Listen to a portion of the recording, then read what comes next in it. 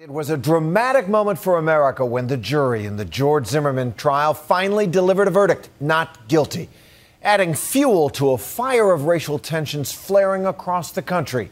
But what was it like for the jurors themselves? Tonight, one woman comes forward to tell us what happened on the other side of those closed doors. ABC's Robin Roberts sat down for an exclusive interview with a woman who felt the weight of the world on her shoulders.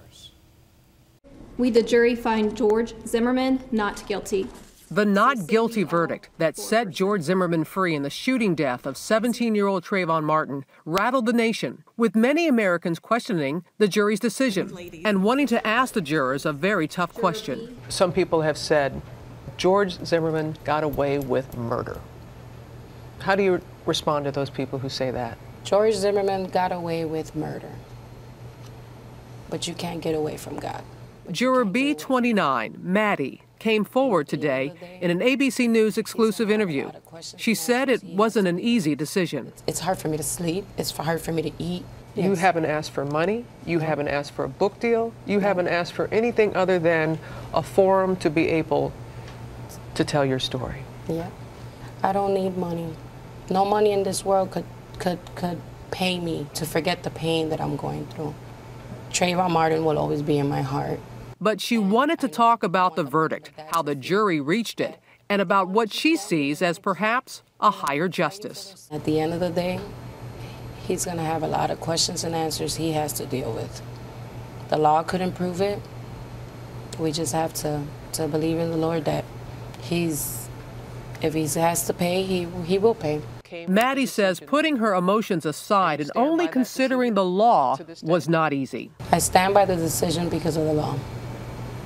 If I stand by the decision because of my heart, he would have been guilty.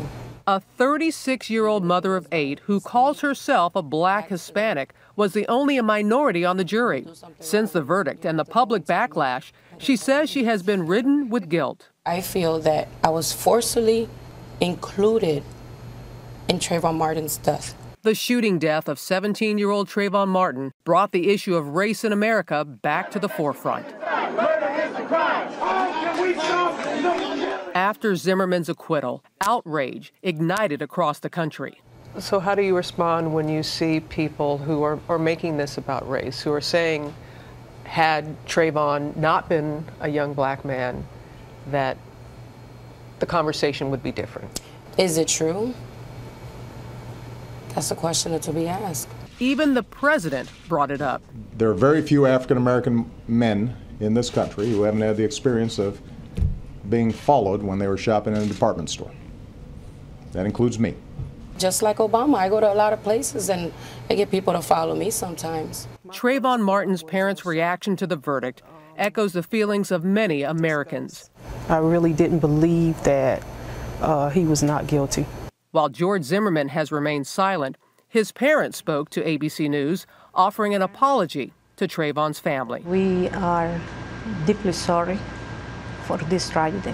But for Trayvon Martin's parents, Sabrina Fulton and Tracy Martin, the fight for justice continues as they consider a civil suit. It's not just about the Trayvon Martin case. Now it's about your kids. It's about other kids. 2 days after the verdict, another juror, B37, spoke to Anderson Cooper on CNN. I think both were responsible for the situation they had gotten themselves into. I think both of them could have walked away. There were some things that the other jurors said that you wanted to respond to. B37 used the word we. I guess because we were in the jury together, she put it all as in a group. And the way she made a lot of us sound was, we walk by color. And that's not what I do. And that was something that a lot of people from the outside thought must have been the discussion in the deliberations about race, about color, but that wasn't the case? It was not the case. In their first vote, B37 told CNN 3 jurors wanted not guilty. 1 wanted murder, second degree, and 2 wanted manslaughter. What was your first vote? My first vote was second-degree murder. How did you go from, in 9 hours, from feeling he was guilty of second-degree murder to not guilty? In between the 9 hours, it was hard. A lot of us that wanted to find something bad, something that we could connect to the law, because For myself, he's guilty because the evidence shows he's guilty. He's guilty of? Killing Trayvon Martin. But as the law was read to me, if you have no proof that he killed him intentionally, you can't say he's guilty. What was going on in your mind, your heart? I was a juror that was going to give him the hung jury. Oh, I was. I fought to the end.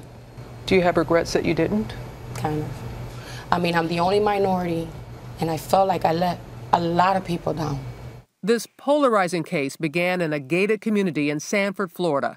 On February 26, 2012, Martin was walking back to a house where he and his father were staying. He caught the attention of the self-appointed neighborhood watch captain, George Zimmerman, who called police. This guy looks like he's up to no good or he's on drugs or something. They suggested he stay in his car. Are you following him?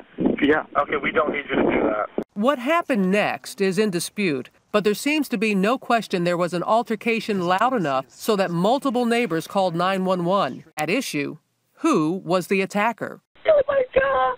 Someone to be shot.